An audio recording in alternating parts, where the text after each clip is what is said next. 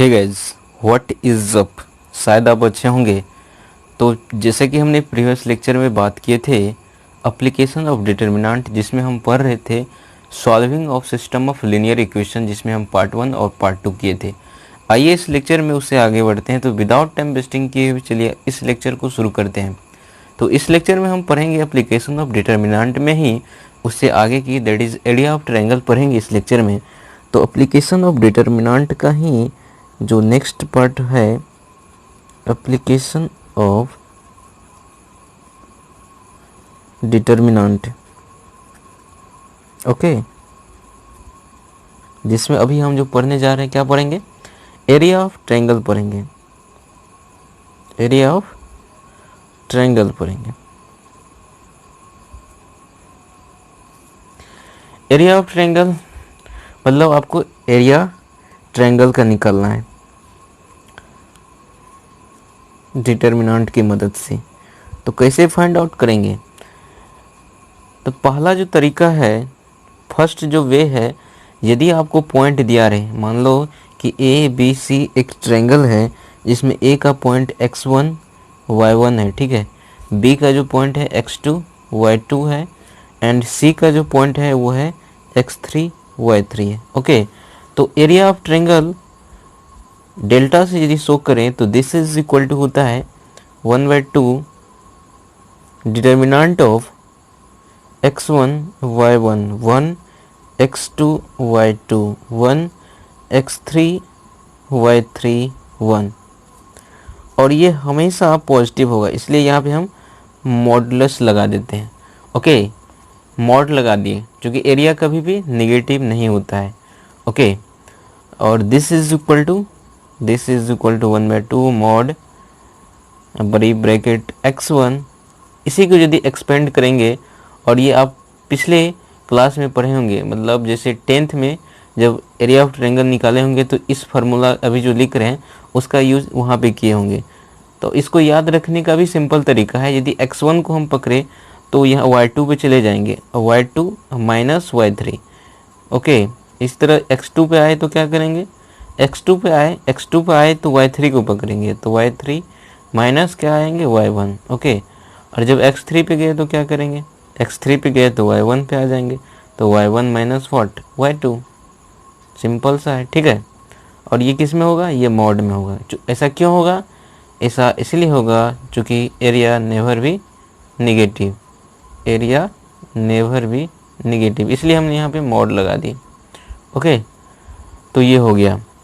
तो इसका हम क्वेश्चन कराएं है कि नहीं, इसका क्वेश्चन हम कराना लगता है, मतलब लिहाज जो बोर्ड के लिहाज से ठीक है आप कर सकते हैं। x1 y1 पॉइंट दे देंगे, x3 और x2 y2 पॉइंट दे देंगे, x3 y3 कोई पॉइंट दे देंगे, तो आप सिंपल सा इसमें पुट कर देंगे वैल्यू, तो आपको एरिया निकल जाएगा। लेकिन हम जो नेक्स्ट टाइप का जो आपका जो मेथड है, उस मेथड पे हम क्वेश्चन करेंगे। वो क्या है, जब आपको इक्वेशन दिया रहे, मान लो ट्रायंगल दिया है, ठीक है, ट्रायंगल की तीनों साइड का आपको इक्वेशन दिया है, ए बी सी है, ठीक है, ए बी सी है, और इसका इक्वेशन मान लो कि a1 x plus b1 y plus c1 is equal to 0 है, ठीक है, इसका a2 x plus b2 y plus c2 is equal to 0 है, ठीक है, और इसका जो इक्वेशन दिया है a3 x plus b3 y plus c3 is equal to 0 है।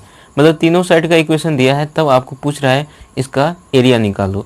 तो एक तरीका ये है कि आप दो इक्वेशन, मतलब जैसे मान लो ए का वर्टेक्स निकालना है, तो ए का यदि वर्टेक्स निकालना है तो क्या करेंगे, a1 x यानी ए बी इक्वेशन और ए सी इक्वेशन, उसको सॉल्व करेंगे तो ए पॉइंट आ जाएगा। इसी तरह बी पॉइंट निकाल लेंगे, ठीक है, इसको सॉल्व करके, उसी तरह सी निकालना है तो इसको सॉल्व करके सी पॉइंट निकल जाएगा। यानी वर्टिसेस निकाल के आप इसका एरिया निकाल सकते हैं फर्स्ट मेथड से। लेकिन यदि आपको इक्वेशन से डायरेक्ट यदि निकालना है एरिया, तो कैसे निकालेंगे, तो उसके लिए जो फार्मूला होता है वो ये होता है कि 1/2 C1 C2 C3, okay, determinant of A1 B1 C1 A2 B2 C2 A3 B3 C3 का whole square. Okay, where C1 ये जो है C1 C2 जो है यहाँ पे जो है लिखा है वो कैपिटल में, ठीक है, और ये जो C1 C2 है ये कांस्टेंट जो इक्वेशन में, ठीक है, तो ये इसमें कन्फ्यूज आइएगा मत, ठीक है। जहाँ C1 where C1 is equal to, where capital C1 is equal to, यहाँ जो C1 C2 है उसकी बात हम कर रहे हैं, वहाँ where C1 is equal to what, A2B3 minus A2B3 minus A3B2, okay. C2 is equal to लिखेंगे, C2 इज इक्वल टू लिखेंगे A3B1 माइनस A1B3, ओके। इसी तरह C3 लिखेंगे, C3 लिखेंगे क्या, A1 लिखेंगे B2 minus A1B2 minus A2B1। और इसको सिंपल सा याद रखने का तरीका ये है, यहाँ पे देख रहे हैं C1 है, तो उसके बाद हमने क्या लिए, A2 लिए, 1 के बाद 2 लिए, उसके बाद 3, तो A2 लिए, उसके बाद B3 लिए, मतलब 2 के बाद 3 लिए। उसी तरह यहाँ क्या किया, इंटरचेंज A और B को एक दूसरे में इंटरचेंज कर दिए, मतलब A था तो एक जो A2 में था तो वो किस में आ गया, B में आ गया, ठीक है, यहाँ पे B2 हो गया, मतलब एक दूसरे को इंटरचेंज कर दिया, मतलब 3 को यहाँ रख दिया, 2 को यहाँ, तो A3 B2 हो गया। उसी तरह यहाँ भी है, जैसे C2 है तो 2 के बाद 3 होता है तो A3 लिखेंगे, और 3 के बाद क्या होगा, फिर से 1 से शुरू होगा तो 1 हो गया, तो A3B1। उसी तरह अब फिर 1 को यहाँ रख देंगे, 3 को यहाँ रख देंगे, तो A1B3। तो इसको सिंपल सा आप एक बार देखिएगा तो याद हो जाएगा, ठीक है, कोई परेशानी नहीं। तो डेल्टा इज इक्वल टू क्या होता है, यानी एरिया इज इक्वल टू, यदि इक्वेशन दिया हो तो 1/2 C1 C2 C3 determinant of A1 B1 C1 A2 B2 C2 A3 B3 C3 का होल स्क्वायर। यहाँ पे मॉडुलस लगाने की जरूरत नहीं क्योंकि स्क्वायर है, ठीक है, तो हमेशा पॉजिटिव ही आएगा। तो इसके बेसिस पे आइए हम एक क्वेश्चन कर लेते हैं, ठीक है। क्वेश्चन ये है कि आपको इक्वेशन दिया है एक ट्रायंगल, ठीक है, जिसके तीनों साइड का इक्वेशन दिया है। ए बी साइड का जो इक्वेशन वो है कि x + 2y + 3 is equal to 0 है, एंड बी सी का जो equation 2x + y + 5 is equal to 0 है, एंड ए सी का जो equation x + y - 3 is equal to 0 है। तो आपको फाइंड आउट करना है area of triangle of A B C. तो कैसे निकालेंगे भाई, आपको पता है फार्मूला क्या होता है, एरिया इज इक्वल टू होता है 1/2 capital C1 C2 C3, okay, determinant of A1 B1 C1 A2 B2 C2 A3 B3 C3 का होल स्क्वायर, यही होता है ना। तो आपको यहाँ पे क्या क्या दिया हुआ है, A1 कितना है, 1 है, B1 कितना है बोलो 2 है, और C1 जो है कितना है वो 3 है। इसी तरह A2 कितना है बोलो 2 है, और B2 कितना है 1 है, ठीक है, और C2 कितना है 5 है। और इसी तरह हम लिखेंगे A3 कितना है 1, और क्या लिखेंगे B3 कितना है 1 है, and C3 is what -3, okay. तो आपको फाइंड आउट करना है क्या, यहाँ पे C1 कैपिटल C2 और कैपिटल C3 हमको निकालना है पहले, तो निकाल लेते हैं, क्या दिक्कत है।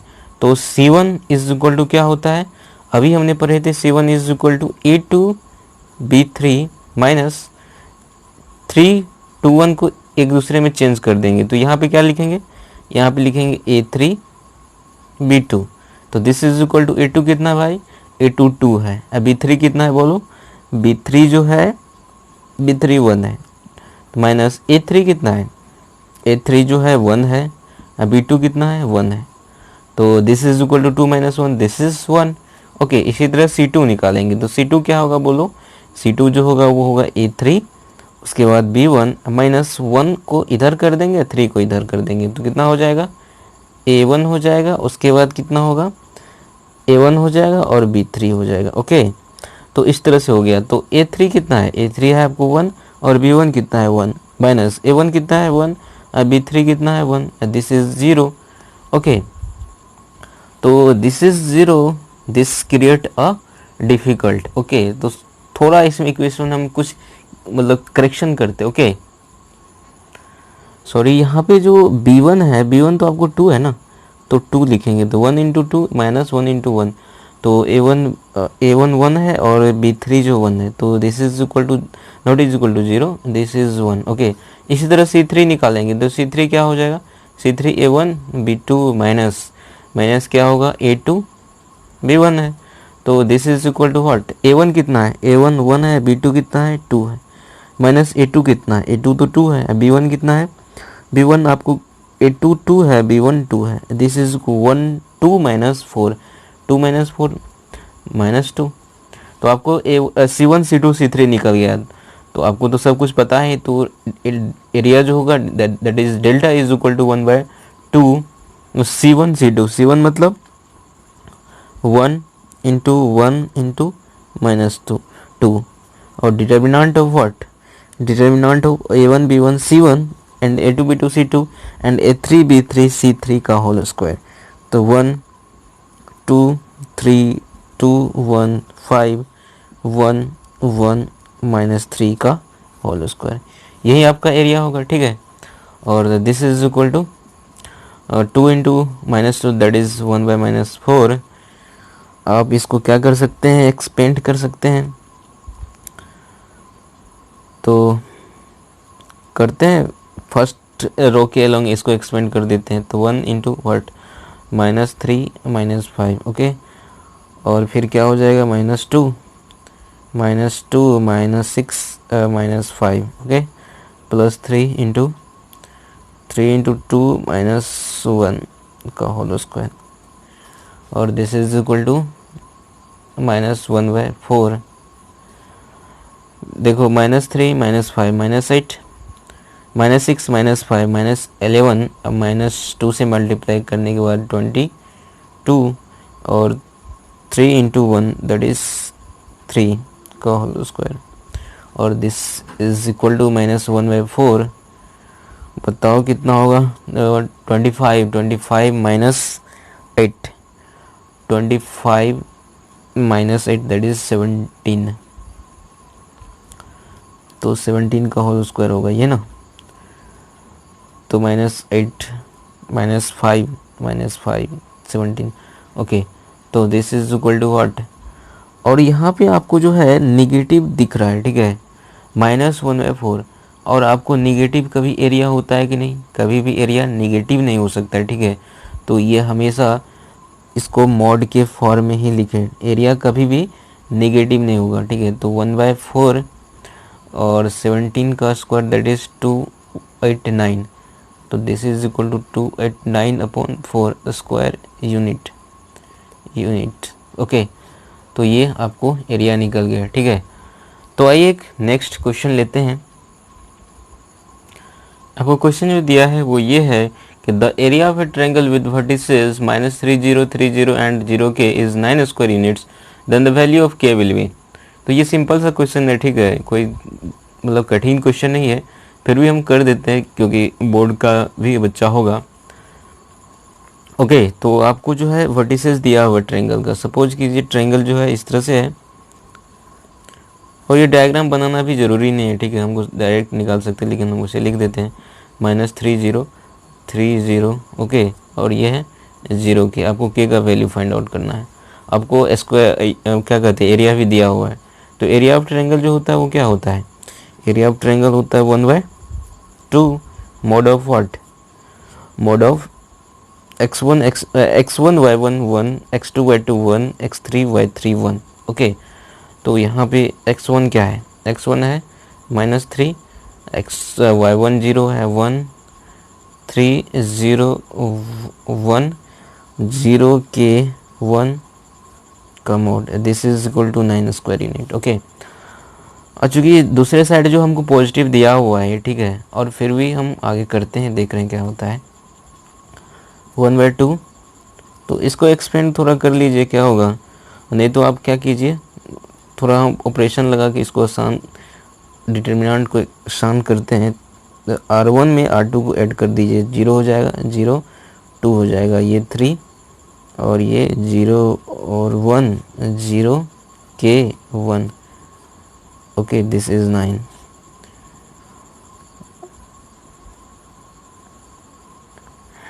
This is equal to 1/2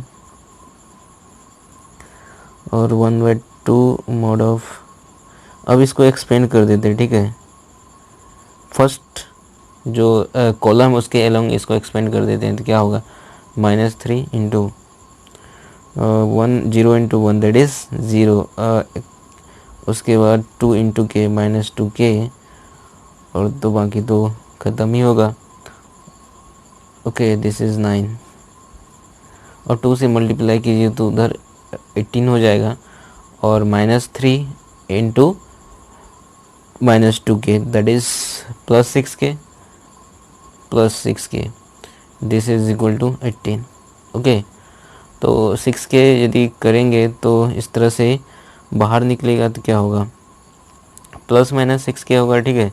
this is equal to 18 that is k, मतलब एक बार +6k लेंगे तो क्या होगा, एक बार +6 लेंगे तो +3 आएगा, एक बार -6k लेंगे तो -3 आएगा, मतलब के वैल्यू 2 निकलेगा, 3 निकलेगा, -3 निकलेगा। तो आपको ऑप्शन में जो दिया हुआ वैल्यू वो सिर्फ 3 है, ठीक है, -3 दिया हुआ नहीं है, तो करेक्ट ऑप्शन जो हो जाएगा वो क्या होगा, k इज इक्वल टू 3 हो जाएगा। ओके, तो गाइज इस लेक्चर को बस यहीं तक रखते हैं, मिलते हैं नेक्स्ट लेक्चर में।